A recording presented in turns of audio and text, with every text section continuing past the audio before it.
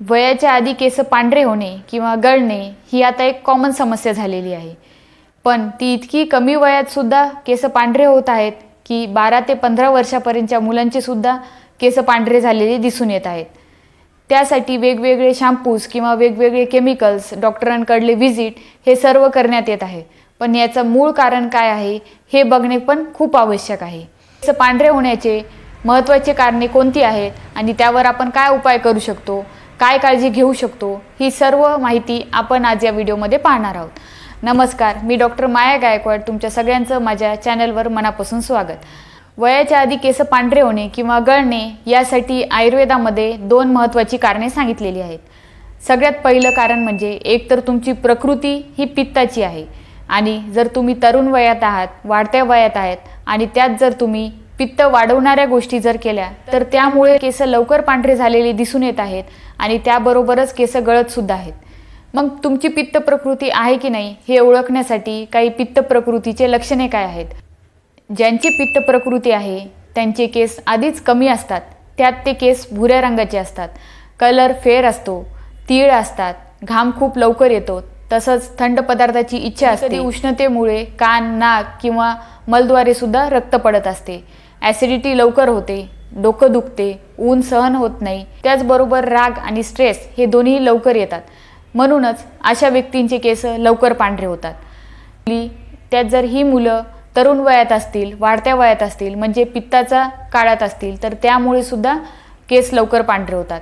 दुसरं महत्त्वाचं कारण आहे ते म्हणजे ज्या व्यक्तींची प्रकृती पित्ताची नाही आहे पण त्यांचं खाणं पिणं वागणं हे पित्त वाढवणारं आहे आणि जेव्हा अतिरिक्त पित्त वाढतं, क्षमतेपेक्षा जास्त पित्त वाढतं, तेव्हा हे पित्त रक्तात सुद्धा मिसळतं आणि पित्त हे रक्ताच्या आश्रयाने राहत असल्यामुळे ते केसांच्या मुळाशी जातं, तिथं उष्णता जास्त निर्माण करतं आणि त्यामुळेच आपले केस पांढरे होतात किंवा मग जास्त उष्णता झाल्यानंतर ते गळतातही।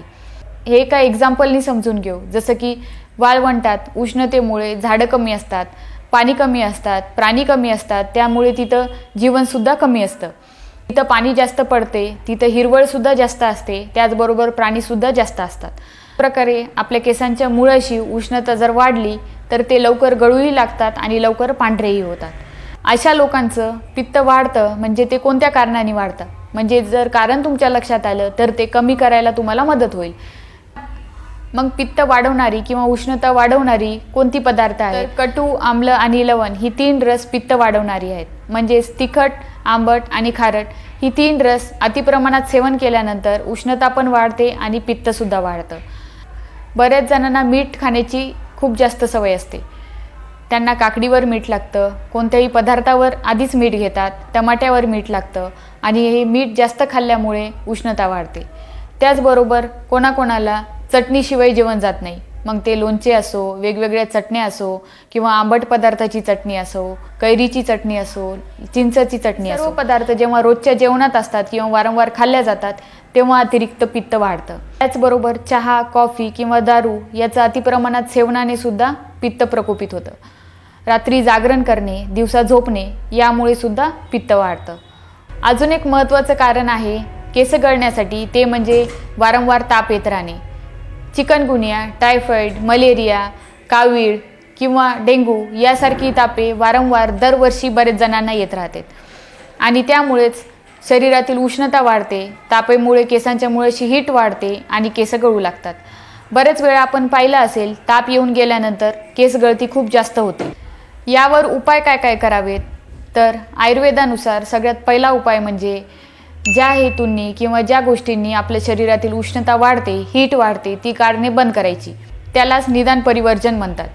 दुसरा उपाय आहे की तुमच्या शरीरातील उष्णता जास्त प्रमाणात वाढलेली असेल तर ऑक्टोबर महिन्यामध्ये 2 पंचकर्मे करायला सांगितलेली आहे, ती म्हणजे विरेचन आणि रक्तमोक्षण। जी लोक मोठी आहेत त्यांच्यासाठी पंचकर्मे उपयुक्त आहेत, पण जी लहान मुले आहेत ज्यांचं लवकर केस पांढरे होतात त्यांना घरच्या घरी आठवड्यातून 1 वेळा तुम्ही सकाळी उठल्याबरोबर 2 चमचे एरंड तेल पाण्यासोबत द्यावे।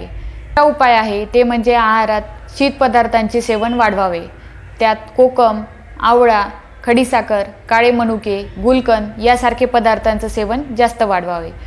ज्यांचेही केस लवकर पांढरे होत आहेत किंवा गळत आहेत त्यांनी सकाळी उपाशी पोटी आवळा अर्धा चमच, तुपातून घ्यावे। त्याचबरोबर यष्टीमधू चूर्ण जे स्निग्ध आहे, शीत आहे, जे पित्त कमी करण्यास मदत करते, ते सुद्धा जेवणानंतर पाव चमचा मधातून घ्यायचं आहे। चूर्ण घेणे अवघड वाटत असेल तर यांचं घन स्वरूप किंवा टॅबलेटसुद्धा भेटतात, ते सुद्धा तुम्ही घेऊ शकता। त्याचबरोबर रसायन चूर्णसुद्धा भेटतो, ते सकाळी उठल्याबरोबर तुम्ही दुधासोबत घेऊ शकता। लहान मुलांमध्ये खोबऱ्याचे तेल हे तळपायाला रोज मालिश करावी। या सर्व गोष्टी जेव्हा तुम्ही दिनचर्येत आणता तेव्हा तुमचे केस पांढरे होण्यास बंद होतात। तुम्हाला थोडी जरी माहिती आवडली असेल तर चॅनलला सबस्क्राईब नक्की करा आणि व्हिडिओ शेवटपर्यंत पाहिल्याबद्दल खूप खूप धन्यवाद।